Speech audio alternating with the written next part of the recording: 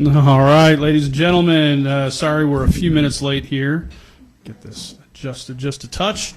So anyhow, sorry we're a few minutes late. You are on Conservative Conversations with Chris Howard, and as I like to say, as luck would have it, I'm Chris Howard. So far, all is going according to plan. And let's see here. I'm trying to get a few things organized. I thought I turned the sound off on my phone, and apparently I did not.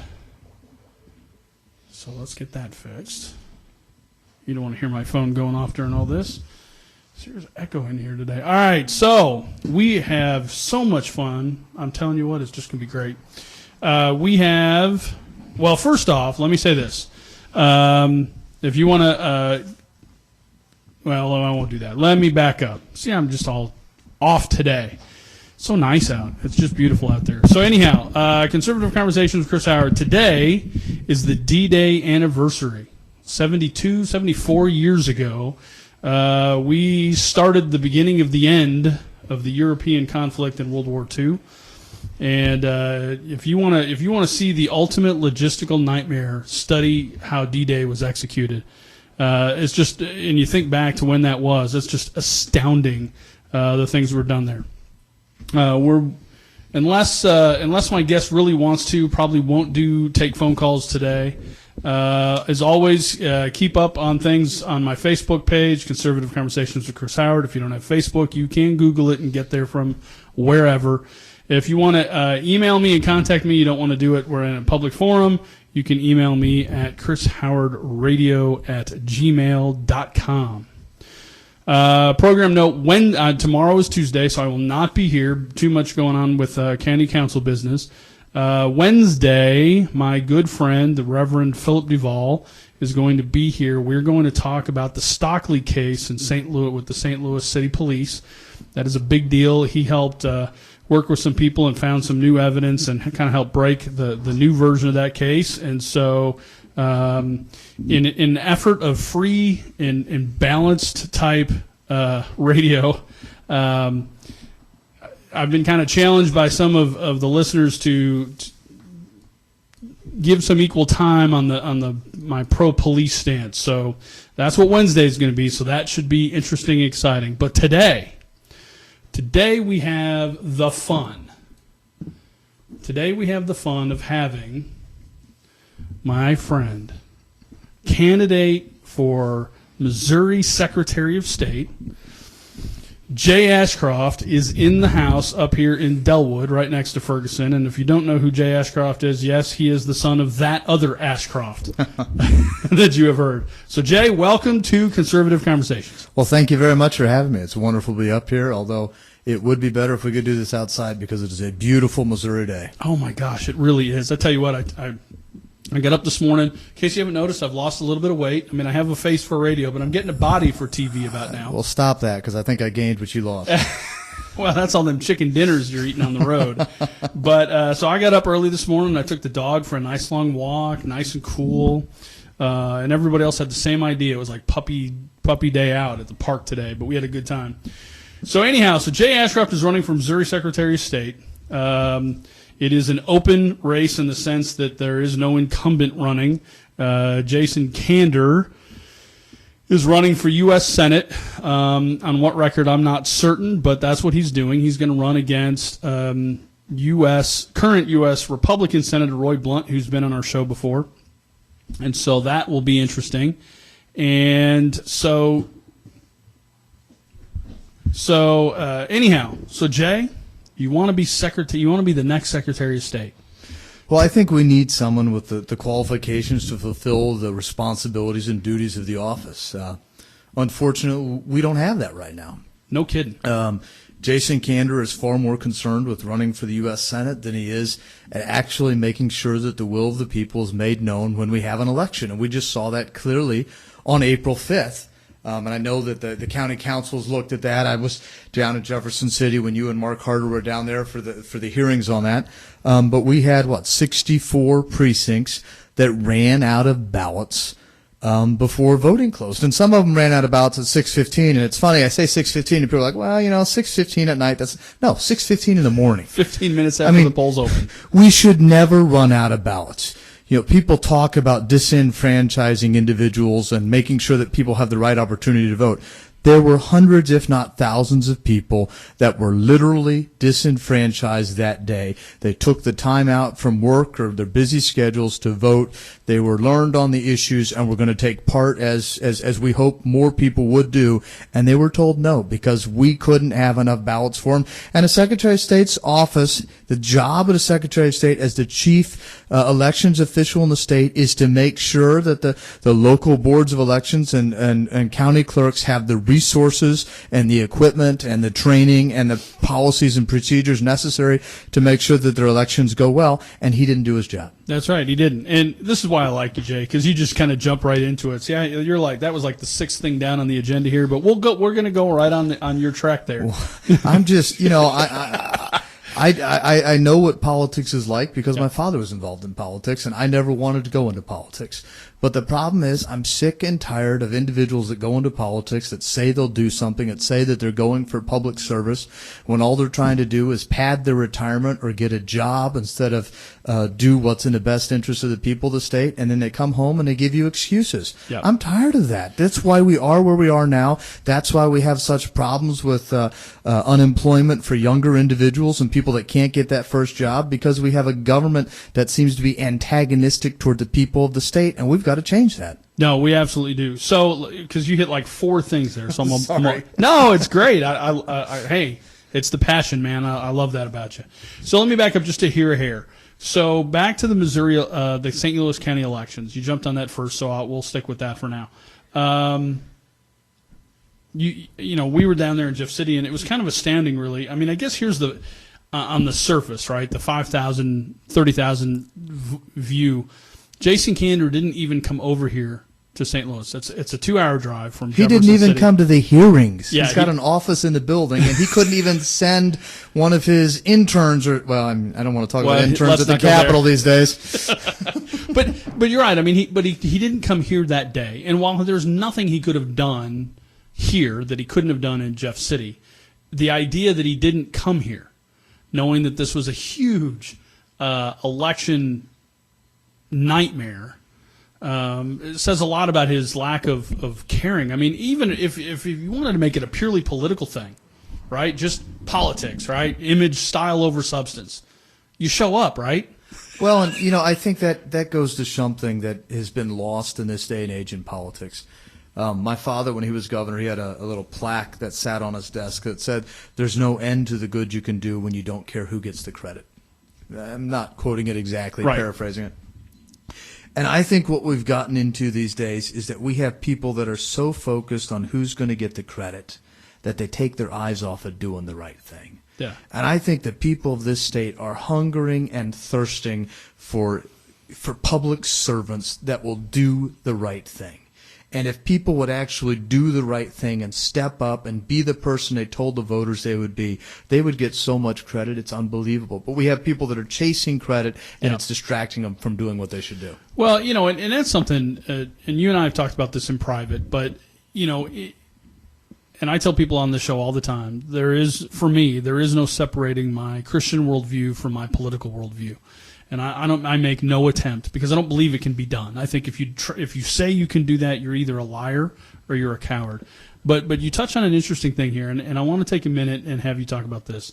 And that is the lost idea of servant leadership, of doing things that benefit other people first. I read an interesting article the other day about the lost art of being a gentleman. Yeah. And one of the things in the kind of code of being a gentleman back from the 1800s was that you did things to make people feel comfortable. You did things to help people, that this idea of service was an essential part of being a gentleman. And I realize that's kind of nitpicky there, but how hard is it? I mean, how hard? It's not that hard, right? I mean, one of probably the greatest non-governmental organizations we have to help society would be the Salvation Army. And when you think of that, when the creator of the Salvation Army was dying, I believe the story goes that he sent out a one-word telegram, and the word was others. And that's what he said. We are here as an organization to help other people. Yeah. And that has really been the ethos, if you will, of the United States. No other country around the world has so often and so many times shed the blood of its citizens to help other people, to provide freedom and liberty and opportunity for them. And we need to get back to that sort of idea of the fact that we're not here to promote ourselves, but we're here to create opportunities for others. And it's when you get people focused on how can we make the state better for everyone else, and not are you going to score points in a newspaper against your opponent or something, then life will be better for everyone. I talk a lot about the Secretary of State's office. I say one of the main problems with that office is we don't have anyone in there that realizes they're supposed to be a public servant, and it's about customer service. Now, that's an interesting thought, and again, we're jumping way ahead of my agenda here, but I'll keep up. It's okay. I can keep up with you. So let's talk about that for a second. So we talked just hair, and I want to come back to that later, but we talked a little bit about the Secretary of State's role in elections. Mm-hmm. But the Secretary of State's role isn't just elections. No, not at all. And the Secretary of State role has a role to play. The Secretary of State's office has a role to play in helping, facilitating, providing customer service for, as you put it, and I like that, for business. And whether you're registering a business or you're meeting certain. So talk a little bit about for those who don't know, what the Secretary of State's role is in helping facilitate business, and what it's not doing, and how would you do it different. I'll just kind of give you the floor there. Well, with regard to business, a lot of times I say that the Secretary of State should be the number 2 ambassador for business in the state. Legislation with regard to what the rules will be for businesses and how rules could be promulgated by executive departments, that's not done by the Secretary of State's office. But the Secretary of State should be a leader. That should be a bully pulpit and a public official that's meeting with companies, that's listening to find out how we can make a better environment for them, how we can make it easier for them to know what the rules are. I mean, I jokingly say that, when you read the Bible, there are 10 commandments. There is not a small business owner or worker in the state that wouldn't love it if they knew they only had to follow the 10 commandments and the coercive power of government wouldn't come down upon them. That's right. We need a Secretary of State's office that isn't antagonistic toward businesses, but is wanting to help them act in a way that is legal, and when necessary, helps to go after the businesses that aren't. So one of the ways to do that is really to be a mouthpiece for businesses with their concerns, to present those to the legislature and the executive departments to see how we can change those, to make it easier for them to file all the filings that go through that office, all the business services, your UCC filings, your incorporations, and your business registrations. I mean, it's far too often we have a Secretary of State that wants headlines. They want to go after someone instead of saying, you know what, if I have to go after someone because they're doing something wrong, I will. That's part of the job. But the preeminent part of that job is helping people in the state if they want to start a business or know how to do that, and helping businesses to come here. And it's not so much that I'm a pro-business person. I'm about freedom and opportunity. I think the purpose of government is to secure and enhance personal freedom and individual freedom. And the best way to allow people to realize that American dream and to live their lives in freedom is for them to have the great opportunity to have good jobs, so that if they want to, they can buy a house or raise a family. And if they don't want to, they don't have to. Sure. But to give them that opportunity. And government should be about creating opportunity for people to be the best that they can be, so that they can move up and do whatever else they want to do with their life. Okay. Let me drill down just a little bit farther on that. So we're up here in Delwood, right next door to Ferguson. Clearly there is a large amount of economic opportunity that exists here. There's even greater economic need up here. Right. And there's potential here. And there's a lot of potential up here. I mean, and I don't want to paint a negative picture, because if you drive through here, for those of you who are listening, there's some great restaurants, there's some great businesses. It's not, don't believe the press, not just about Jay, but about anything. No, I know. I used to drive through here when I lived up on just kind of at Lilac and 270 when I was driving down to work in the defense industry. And it was a great area to drive through and grab a bite to eat. Yep. So listen, we have a lot of people, and I deal with this at the county all the time, especially right after this Ferguson 1.0, 2.0. Wonderful leadership by our governor. He protected that parking lot, and through the people, and through the people here that were just trying to live their lives and be good citizens and do what they can, not only to increase how their lives were lived, but the people around them. And our governor threw them under the bus. And I got to tell you, it's a theme. It is. We had the University of Missouri-Columbia, where our Yep. governor showed a total lack of leadership and wisdom, I'll say. You have Ferguson, where our chief law enforcement official, who now wants to be promoted, didn't do squat. Yep. And frankly, that's too kind to say that, because what he did was they got out and told those law enforcement officers that they weren't allowed to serve the people here. Yep. And that's the point, to protect and to serve and protect. And our Democrat leadership in Jefferson City wouldn't allow them. And then we have a Secretary of State that said, I'm not going to do my job with regard to elections. I mean, it's the trifecta. Oh yeah, it's I call Nixon the Jay Nixon the cowardly governor, because he didn't have the guts to show up, and Koster, I think, has just abdicated his responsibility in protecting people. But and all those are big deals, and I guess we're going to circle back to the elections here. But the thing that irritates me the most about candor is this. And you came on the show right after the April, it was like the day after. Right. You and Will Krause were both on here, and an election held anywhere in any jurisdiction inside the United States of America should be the gold standard, platinum manifestation of a perfect election, apparently except in St. Louis County. And, after the hearings, a couple things that we learned is the data system is already outdated and has problems with it.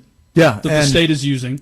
The Secretary of State's office, their system is required to interface with all the local election authorities, yeah. Yeah, and in talking with former Director Gary Fuhren and talking with Eric Fay, that system is not helpful, and it's not up to date. It's not effective, and apparently it's so bad that one of the county clerks, I want to say Boone County, uses their own, doesn't even use the Secretary of State system. And I might be wrong about which Wendy county. Noren has her own setup with voter registration, yeah. And so, the Democrats love to spend money on anything, right? So it can't be money that the governor hasn't allocated to get this system fixed. Is it just laziness? Well, they don't love to spend money on just everything. They are loath to give back money to the taxpayers that gave it to them in the first place. Well, that would be giving it back. I said they love to spend money. I didn't say they wanted to give any money back. That goes against everything they believe in. It goes to show part of the problem was this idea that one size fits all. What works for St. Louis County is not necessarily what works for Worth County with 2,000 registered voters, or Jackson County, or McDonald County in the southwest, or Clark County in the northeast. And what we need to do is we need to allow local officials to do what works best for them. And we saw that problem with elections when we have to use this top-down approach from the Secretary of State's office with an electronic system that doesn't work. And we saw that with law enforcement here in Ferguson. Yep. When the law enforcement and the people of Ferguson weren't allowed to protect their own town, but they were ordered to stand down. That's the one thing the governor did, was make everything worse. Yeah. Well, he's apparently very good at that. It's a theme. He should try multiple teleprompters. I hear that works better for our president. But you still have to show up in front of the teleprompter, and showing up is a big part of the game. Hard to do when you're, I guess, I don't know, I don't understand it. Well, and I know we're picking on him, and he's on his way out, and we're going to elect a new governor. But I can tell you from working in the legislature, in the speaker's office, it was astounding to me the complete absence of any influence from the governor's office, even with the people in his own party, let alone coming to the speaker and saying, hey, can we work this out? And the only time in the time that I was involved in working in Jeff City that he was ever engaged was the special session he called for the Boeing deal. And amazingly enough, not only did he come, now here I was astounded, because based on what I'd heard, he actually showed up at the Republican caucus meeting to address all of the Republican House members and lay out his case for what he wants. I think the guy at the door had to ask him what his name was because they didn't recognize him. They really didn't. But what was funny is one of the, and I won't say who because I don't want to embarrass him, but one of the Republican legislators leaned over and he said, "You should take a picture of this because it's the only time you will see him standing in front of the Republican legislature making a case for why he wants us to help him with something." And the amazing thing was, at the end of the day, the Republican legislature gave him every single thing he asked for. And the biggest reason was because he was engaged, and it wasn't crazy, and but he had actually, it was his one moment. It's the only thing I've ever seen him lead on in 8 years. It's astounding. So I know we didn't come here really to talk about that. I just had to say all that. But back to the elections and the voting system. The other thing that apparently went wrong or is problematic is the absentee ballots, especially from our active military people that are overseas and in other. Well, there is a special, what they call a military portal, Right. that is set up, and it's the right. It's a really bad implementation of the right thing to do. We've had real problems historically where ballots have not gotten out to individuals that are in the deployed military, especially if they're out at some forward position, a fire base or something like that, and then getting those materials back in time so that they count. And we should be working to make sure that every eligible voter has the right opportunity to vote, so that nobody that's eligible to vote is disenfranchised. And that military portal is designed to be an electronic way for members of the military to request ballots, and if they are in what's classified as a combat zone, to go ahead and vote. But it is just poorly implemented. I just wish there was someone that knew how to connect computers across long distances and have something show up on the screen so you could fill it out and order a ballot or tell somebody what you thought. I mean, obviously we saw with Obamacare that the federal government can't do that. We ought to be able to do better than that. And that's a lack of leadership on the Secretary of State's office. I mean, have they never heard of a PDF? Why are we not making it easier for individuals in the military to vote? Why are we making it difficult for our local election authorities to get their ballots in the system? It's the right idea, but it's just been terribly implemented. And that's what happens when you're campaigning around the state for something instead of fulfilling the responsibility of the office that the people bestowed upon you. And, there's a secondary thing to realize there. Public service is not a right. It's not something you earn or is owed. It is a privilege that is bestowed by the people of the state. Yep. And we've forgotten that. And I guess maybe we need to make sure that not only are we bestowing that honor upon people, but we're making sure we don't bestow it upon some people after they've been there, to remind them that they're there to serve the people and not themselves. And you bring up an excellent point, and I'm going to ask you kind of a personal question here, and I don't need names or anything, but one of the things that I talk about a lot with my Christian friends, and that's the idea of an accountability partner, somebody that you can tell whatever you need to tell without judgment, that can help you, and at the same time, somebody can literally walk up to you and say, "Hey, Chris, get your head out of your butt." I mean, seriously. Or as my wife. We've all been there That's at one right. time or We've another. We are all fallen human beings. That's right. And but some of us are just lucky enough to have accepted the grace of God. Amen. And there's an old Southern gospel song, "I'm just a sinner saved by grace." That's right. And so here's my question to you. We've seen a lot of decent people go to Jeff City in Washington, D.C. and fall hard. Yeah. And fall very hard. And it's always been my assertion that the people who find themselves in that situation don't have an accountability partner or some kind of support around them. And I'll give a prime example. So, I worked for Tim Jones when he was Speaker of the House. And he never, ever, ever went out alone with any female ever. There was always somebody, at least the time I was there, that at least there was somebody that was, it was me, or it was Tom Smith, or it was, some of the other legislators. He always had a group of guys around him. Not to say there weren't females around, but you had someone there, right? And at the same time, I mean, I know, other people, other legislators who have people that pray for them and people that will talk to them, and someone who will walk up and say, listen, what did you think you were doing? Right? Yeah. And so my question to you was this. Do you have that? And how do you make that work for you? I think that's extremely important, and you have to be intentional about it. You know Dean Plocker, Representative Plocker. One of the first things I said to him when he was elected, I said, okay, take your family down to Jefferson City with you, or have someone that will hold you accountable. Andrew Koenig is a state rep down there. He takes his family down with him. I think Representative Barr takes his family down with him, and I think that is so important. You know, we've set up some bright line rules in my campaign about what I'm going to do. We have there's a young lady that helps the campaign over in the Kansas City side, and every time before we invite her to an event we have over there, we say, okay, who's going to be there with Jay? You know, I'm not going to be there just with her. Even if it's a public event, you know, is my campaign manager, Steel Shippey, going to be there? Is Peter going to be with me? Because, and it is, you know, frankly, I think it's a mark of respect toward her. Yep. That we don't want to have her in a situation that could look bad or anything like that. But you have to set those boundaries up in advance. It's actually, I don't mean to stay on message, if you will, but it's like elections. Once you allow a bad vote to get in the ballot box, it's there. Yep. You can't know whose it was, and you can't pull it back out.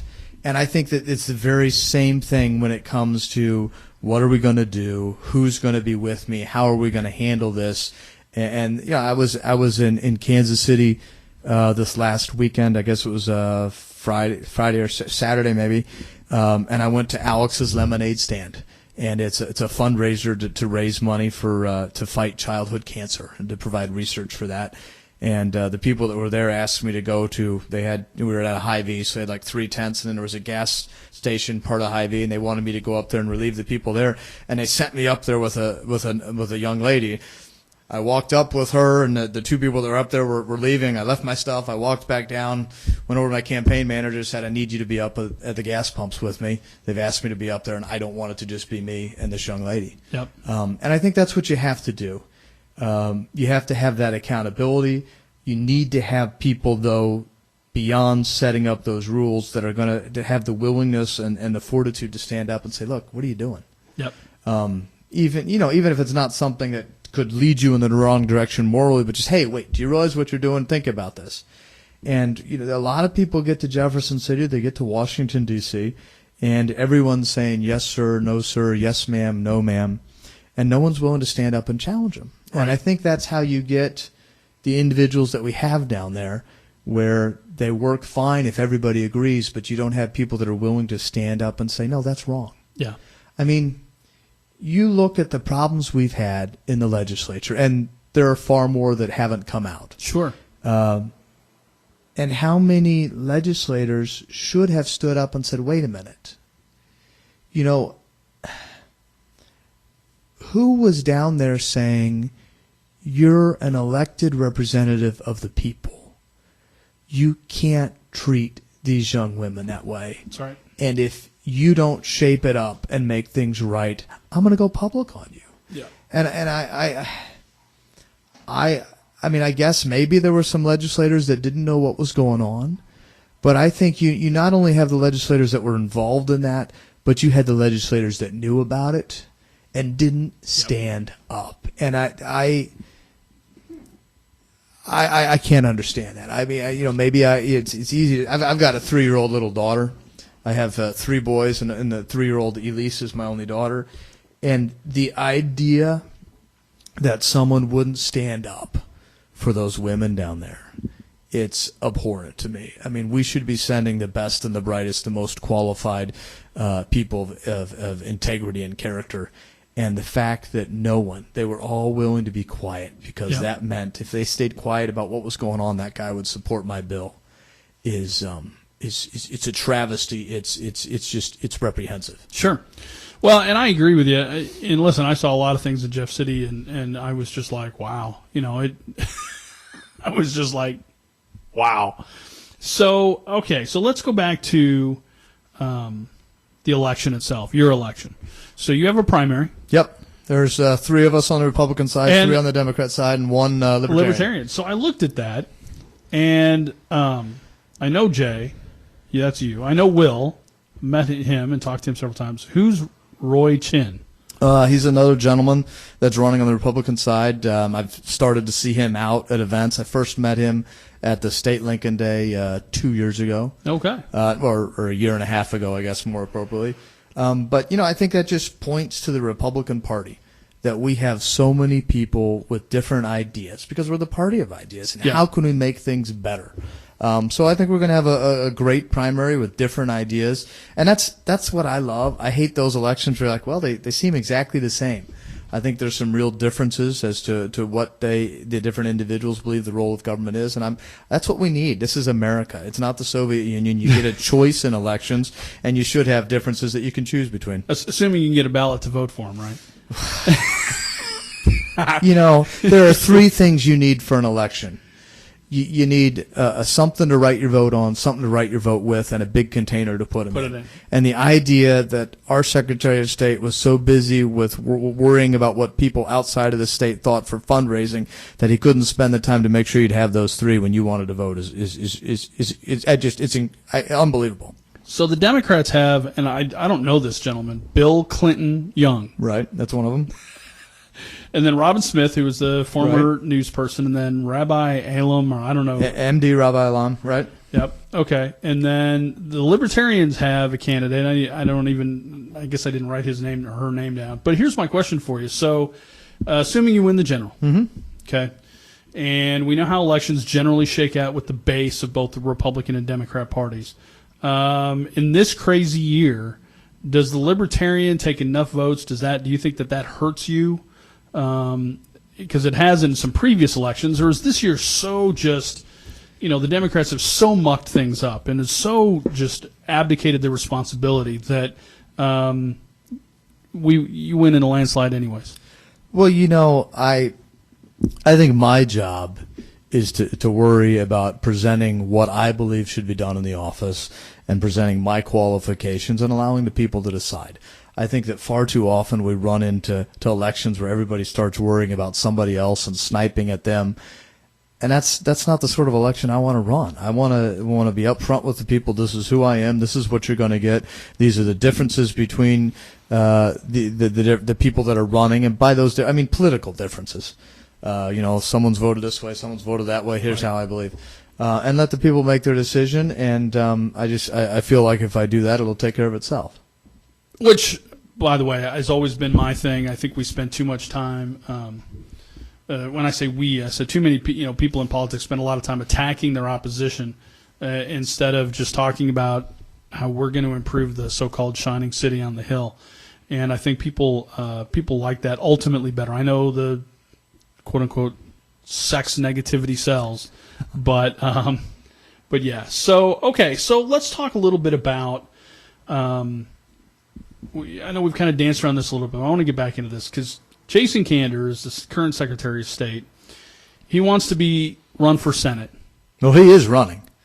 Well, he's not doing Secretary of State. He's obviously running. He wants to run for. He is running, I should say. He's a little confused. I mean, if you ask him, he's the 6th generation Missourian, but he's born and raised in Kansas, I guess. I'm not sure how that works. Kansas. All right. I'm not going to go to. Wow. Well, at least it's not as bad as me. I was born in Illinois. Yeah, but you tell people that. I do. I do. I am honest about where I'm from. If a politician can't even remember where he was born and raised, should he really be a U.S. Senator? Maybe not. But so here's what kills me about this. So he's running against Roy Blunt, who was a wonderful Secretary of State. And that's where I was going. So if I'm Jason Kander, do I really run against a guy who did the job that I currently have a whole lot better than I did? Well, I think we have this, and it happens with a lot of individuals, is they're just looking for the next job. And they look at it as a job. And they should look at it as a duty and a privilege and a responsibility. But you get these individuals that spend a couple years here and then a couple years there, and they're just like, hey, I'm going to climb the ladder. Senator Blunt did a great job as Secretary of State. I've campaigned in every county of the state, did that last year, and I'm going back for a second time this year. And you'd be amazed how many even Democrat county clerks that have been around long enough, when you ask them who the best Secretary of State they worked for, would say it was Roy Blunt, because he had been a county clerk before. He knew what the job entailed with regard to elections, and he had the qualifications to do the job.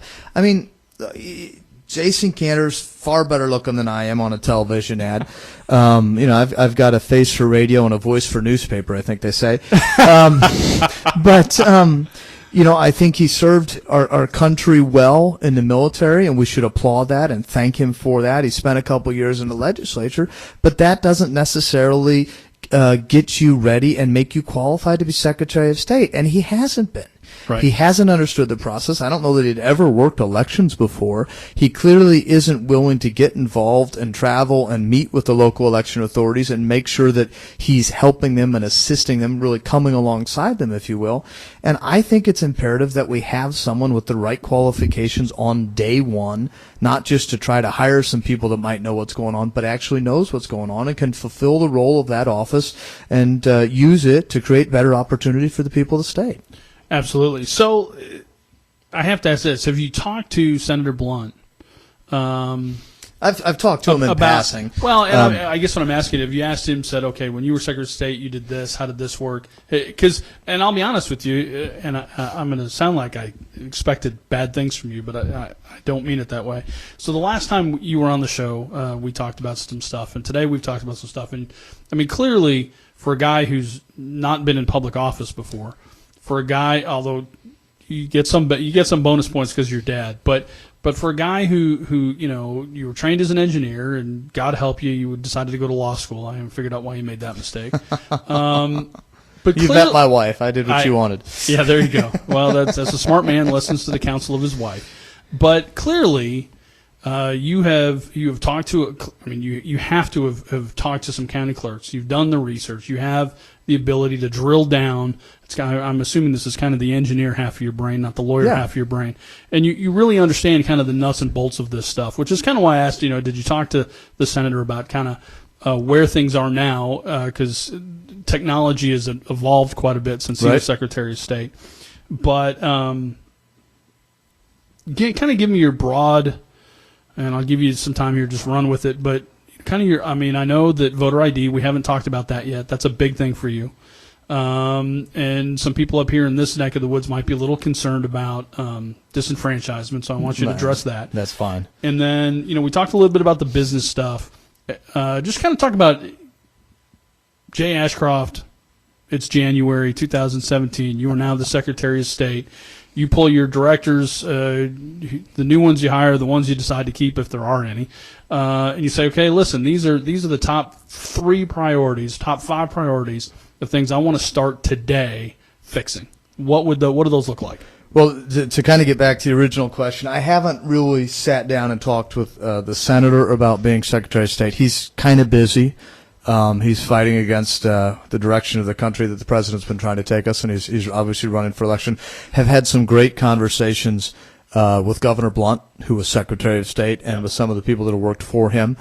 I think that part of running for office isn't just getting out and listening to people, which is vitally important, so that they'll give you their vote, but is getting out and listening to them so that when you are elected, you are ready to hit the ground running on day one. To make some changes that need to be made. I mentioned earlier this whole idea of the Secretary of State's office really should be customer service focused. We have a Secretary of State right now that when local election authorities ask him a question, we're going to have an election, this office is vacant or whatnot, what are we required to do, how do we need to do this under the law? He won't answer it.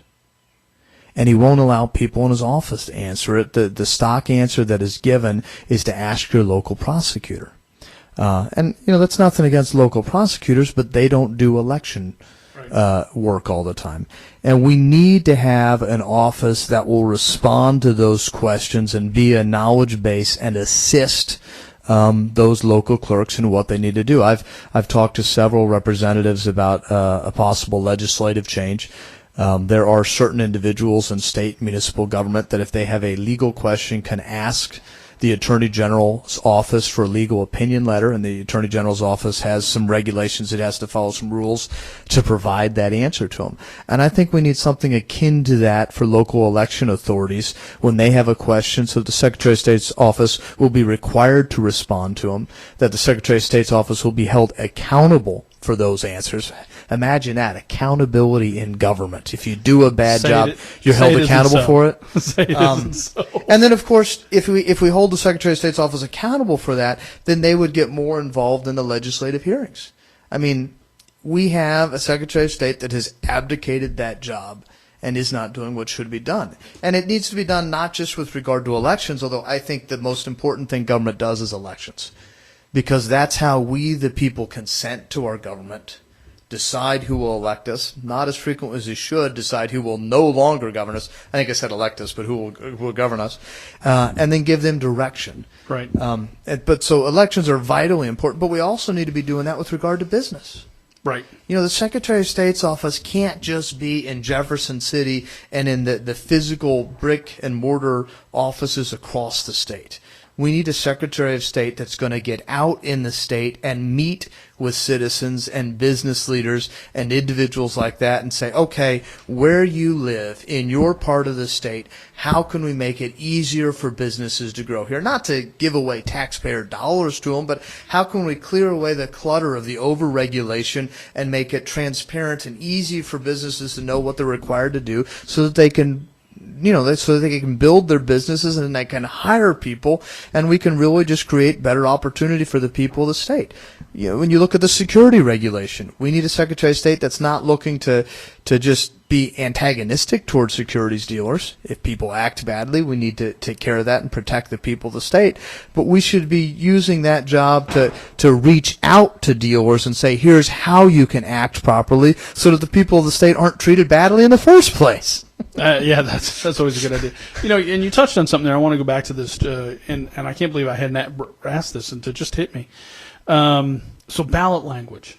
The Secretary of the State is responsible for the ballot language of petitions that go on a ballot, and that has been, a lot of the ballot language in the last 8 years has been pretty misleading. Yes, intentionally so, unfortunately. Yeah, that's the big part there. And so I had an interesting conversation, and I've had several of these. And so in discussion about SJR 39. Now, as Secretary of State, you wouldn't have anything to do with whether or not it goes on the ballot. But I'm just curious philosophically. And I'll tell you where I'm at, and we don't have to argue over it if you disagree with me, but I'm just curious. Even if I had been... I'm happy to tell you where I am before you tell me if you want. Sorry, no, it's fine. When you just tell the truth, you don't have to remember what you said before. Ding, ding, ding. So SJR 39, let's say hypothetically, I want to be very clear, hypothetically, that I had been opposed to SJR 39. I still believe that it is reasonable and proper from time to time that we put certain issues before the people of our state to decide. We did this with the Marriage Act. We did this with the Healthcare Freedom Act. And we almost did it with SJR 39, but it didn't quite get there. So I guess what's your thoughts on the ballot initiative process in Missouri? Because that gets a little used and abused from time to time. Well, I think it does. Yeah. And anything will get abused. You can never have a perfect government because government has to be actuated by people. I love the Winston Churchill phrase that democracy was the worst form of government ever tried except for everything else that had been used. And we have to realize that the end goal is not government of whatever sort it is personal freedom and individual liberty. Right. And our founders chose this form of government to try to protect individual freedom and personal liberty, and that's what we need to be focused on. That's the outcome that's important. Yep. Because no matter what government you have, if you do not focus on freedom and liberty, you will trample the rights of the minority. And unfortunately, we saw that happen in the United States for decades, for a long time, for over 100 years, I guess. Since and even before we had the United States. So you have to be careful with that, because even in the name of democracy, you can say, okay, 51% of the people said something, we're gonna attack the minority, and we can't do that. As long as personal freedom and individual liberty is the end goal, though, you avoid that. Well, that's why I said reasonable and proper from time to time. I don't think that we should put everything up for a vote of the people. So I want to give you some time here. So talk a little bit about your campaign progress. I know you've racked up a couple of big endorsements, and there's rumor out there that there's an event coming up for you. Yeah, we do have a really fun event coming up just north of Springfield, Missouri, at my family farm, my parents' farm that they've had for almost 50 years. Former governor of Arkansas, Mike Huckabee, is coming in. Cattlemen are flipping burgers. I think Ike Skelton's bringing his cannon to be part of it. We've got music, a great music group coming in. So we're just going to have a blast with that. It's a time to really not only support my campaign, but also just to celebrate our faith and our freedom and the idea of a country that is based on personal freedom and individual liberty, to allow people to believe in a religious sense what they want to believe, not what government requires of them, and to celebrate that, because that's how people are most unleashed and most have the most opportunity to be successful. And that's what we need to get back to, a country where everyone, no matter when they're born or where they're born or to whom they're born, has the opportunity to excel and be the best that they can be. So we're really excited about that. We've had some great endorsements like Phyllis Schlafly, former Secretary of Defense Donald Rumsfeld came in for us. We actually had Secretary of State of Kansas Chris Kobach come to our hospitality suite down at the state convention and taking pictures of that. So we've had a great time with that. We're getting a great response from individuals as we travel the state. As I think there may be one other statewide candidate that's actually traveled to all 114 counties plus the city of St. Louis, which, I just think that's the least you should be doing, is getting out and letting the people speak to you. But we're really excited. We're coming in kind of, the stretch for the primary and gearing up for the general election. But we're excited. I think this is a real opportunity to get someone elected to the Secretary of State's office that isn't there for self-promotion, that isn't there just because they're running out of time at something else, but because they see the opportunity to serve the people, and someone, frankly, that has the qualifications. As there's 7 of us that are running, they're nice people that are running, don't get me wrong, but there's no one else I don't believe anybody else is an attorney that has that legal training, certainly not on the Republican side, that understands how to take those laws and explain them to the local election authorities, or to write that simple ballot language for individuals when they're voting on amendments or propositions. And that's important, because we need to make sure it's the will of the people that is made known, and it's not the will of the bureaucrats or the governmental officials. So I'm going to do you a favor here. You skipped over it. Your event. If I want to go to your event, Thursday, June 9th, you can go to ashcroftevents.com, or on Facebook, Ashcroft for Missouri. You probably even find out about it on Twitter at @JAshcroftMo. But that's 6 to 8 this Thursday, just north of Springfield, Missouri. We're expecting a couple hundred people. It's going to be a blast. Good. I just wanted to make sure, because I know you're campaign manager. You'd call me up if I didn't make you go back and cover that. You have to get the right balance of self-promotion and trying to make sure that, I didn't get into this to promote myself. I got into this because I want us to have better response in office, so that people are acting in the benefit of the people. So I thank you for the reminder.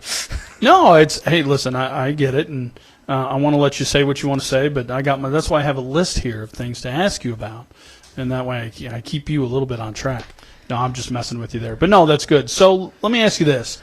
And this was really going to be my first question, but you jumped in, and I like it when you jump in, so that's great. So I want to come back to this. We're getting to the top of the hour here, so I want to give you kind of the opportunity to run here in terms of your 3-minute elevator speech. You're meeting me for the first time, and I'm a potential voter, and maybe I have some influence with some other voters. And so tell me what led Jay Ashcroft to run for this office, and kind of tell me a little bit. Give me the 3-minute elevator speech as to what your background and qualifications are. The reason I ran for this office was I looked at who was running and said, we can do better. And not only we can do better, but I can be a better candidate because of my qualification and my understanding of the role of government. I don't think anybody should ever run for office unless they really think that they're better than the other people that are running. Because if there's somebody better running, you ought to support them and vote for them and help them get there. Public office shouldn't be a competition for self-aggrandizement. It should be a competition to do the best job that can be done for the people of the state. When I talk about the Secretary of State's office, and really any government office, at all. I think we need individuals of character and integrity. We need to clean up Jefferson City a little bit. The womanizing and the skirt chasing is ridiculous. People that go down there need to be going down there to create a better opportunity for the people of the state, not a better opportunity for them to be a lobbyist or to meet someone for drinks after the session. But we also need individuals that understand the role of government. I believe the role of government is to secure and enhance personal freedom and individual liberty. And right now we have a government that tries to protect you from everything, and it gets in your way from being successful. We need a government that protects us from others, not from ourselves, so that we can take those risks and we'll have opportunities that we should be having. And we can have the sort of economic growth we need for people to be able to have a good job and to raise a family and to have enough money left over to take vacations and whatnot if they want to. We're not there, and we need individuals in government with a spine. We have a 2/3 supermajority in the legislature, and it's amazing what we can't get done because we're afraid of a newspaper article, or we're afraid of not being invited over by Democrats for their fundraiser or for coffee. I mean, photo ID you brought up, and I'm happy to talk about it. And the first thing I would say is that under the photo ID bill law, no one is stopped from voting if they don't have a photo ID. So if anyone tells you that someone is going to be disenfranchised by the photo ID law, they're wrong. I'm hoping that they are just mistaken. If they know better, they're lying to you, unfortunately. Because even the way it was originally written by the House, if you showed up without a photo ID, you would still be able to file a provisional ballot. So you would still get to vote. It would be locked away, and you just have to come back within a couple of days to prove your identity. The photo ID bill they passed doesn't require a single individual that votes, not a single one, to actually show a photo ID to vote. So it's a photo ID bill in name only. Kind of one of those things they passed so they can say they passed it, but it doesn't actually do anything. That got amended in the Senate. But it's the right thing to do to protect the ballot and to make sure you are who you are and target vote fraud. We have a state rep that's running for the state Senate who was elected based on vote fraud. 3 of his family members have agreed and pled guilty in court that they've fraudulently voted in that election. That's crazy. And I have to say this, and I'm going to get in trouble when I have some other guests on, but you mentioned that the voter ID bill kind of got changed in the Senate, and I always like to say this: the Missouri Senate is where good bills go to die, or get gutted. Well, with a 2/3 majority, all they had to do was vote on it. And for 3 years, the Senate refused to vote on the photo ID bills that the House had passed. And this year, I filed the constitutional amendment as an initiative petition a year ago. Worked with the House of Representatives to get it introduced over there with my language. Worked with the Speaker of the House, Representative Alfram and Representative Duggar, to get it passed. And then it moved over to the Senate, and the Senate sponsor added a couple of words so that it could not, for the only purpose being so that it could not be used to go after absentee ballot fraud. And I think that's unfortunate when you have people that are so worried about who's going to get credit that they do the wrong thing. Yep. No, that's just crazy. So, all right, we're right at the top of the hour, so I'm gonna let you go, and but I'm gonna give you one last opportunity, and I know I just kind of gave you one, but I try to be good to my guests. Jay Ashcroft, running for Missouri Secretary of State. You got a tough primary. It's a big state. 104 counties in the city of St. Louis. 114. Sorry, I said 104. 114. In the dreaded city of St. Louis. How do you distinguish yourself? I mean, and I know that's like a really broad question, and I'm not saying you're not. You can distinguish yourself with qualifications. Yep. If you're going to be the chief election authority, you need to understand the law. I'm the only one with that training. When it comes to taking ballot language for things that are complex and making them simple, I'm the only one with that experience as a professor of mechanical engineering that has spent time taking difficult problems and simplifying them so they're easier for people to understand. We've had a real problem with privacy and data protection in the state. I'm the only one with multiple certifications from the International Association of Privacy Professionals with respect to data protection and personal privacy. So I think when you just look at the qualifications and say, okay, what does this individual have that set them up to be able to do a good job from day one versus the other one? There are a lot of things missing on other individuals. But also, I think one of the most important things is this understanding of the role of government. I am the only one running on the Republican side, really, of the 7 running, that has been a consistent conservative.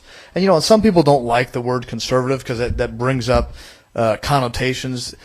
In my understanding, when it comes to being conservative, that is the idea that the people of the state know best how to live their lives, and that as long as you aren't hurting someone else, you should be able to live your life without the interference of the government.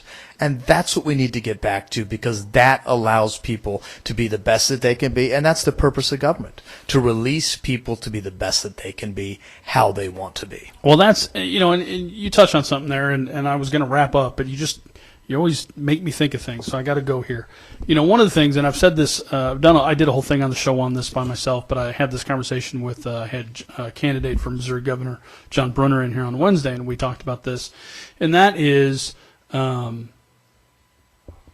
started off. I love old movies, right? And so I just have a ton of fun with old movies, and I was one of my favorite movies is John Wayne's The Alamo, right? And in there he has this conversation with Travis. And he talks about a republic, and of course in typical, and I can't do a John Wayne imitation, and I would do a horrible disservice, so I'm not going to, but he does this thing where he says, listen, republic, I like the sound of the word. He says it means you can come and go as you please, be drunk and sober as you please, and be free as you please.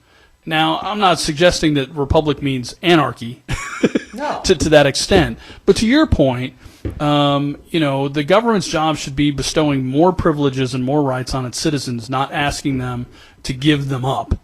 And so that's my little pontification there. But as you say that, and indulge me here for just a second, I want to tell you. So I went on this little rant yesterday, and you tell me what you think. But this is the lunacy of our federal government. So we go into debt. We're $19 trillion in debt. We're more than that. At least $19 trillion. That's not counting the unfunded liabilities. Right. And the $9 trillion that the Fed has lost.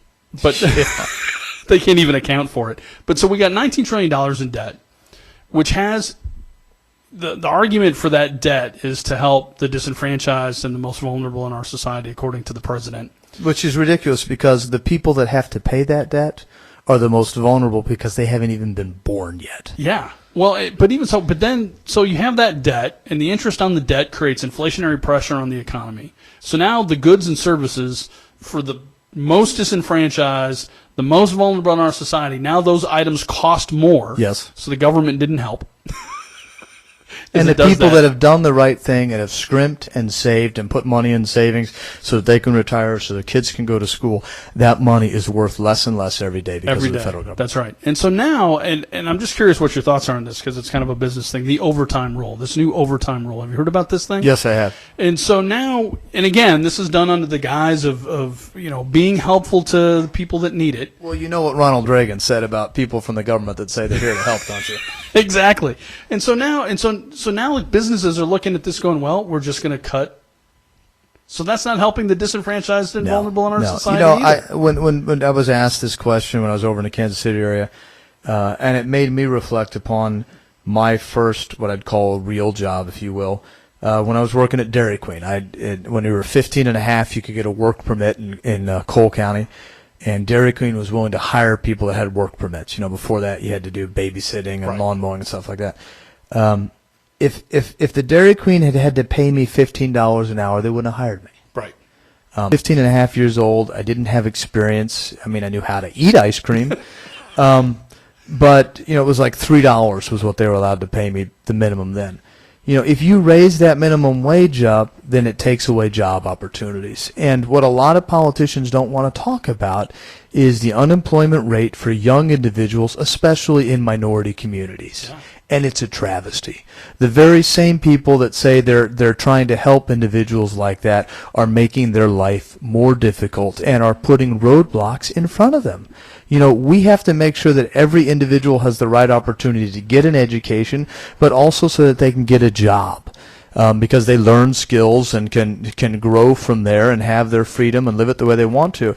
And when we put artificial barriers in their way, we're just slapping people in the face that are trying to work hard and get ahead, and it's got to stop. That's just horrible. All right, ladies and gentlemen, we've gone a little over, but we started late. sorry. So no, it's not your fault. We started a little late, so now we're catching up. So, ladies and gentlemen, Jay Ashcroft, running for Missouri Secretary of State. He's got a big event coming up on Thursday. He told you how to find it. What is it? Ashcroftevents.com. There you go. All right, and I will not be here tomorrow, but I will be here Wednesday with my good friend, the Reverend Philip Duvall, and I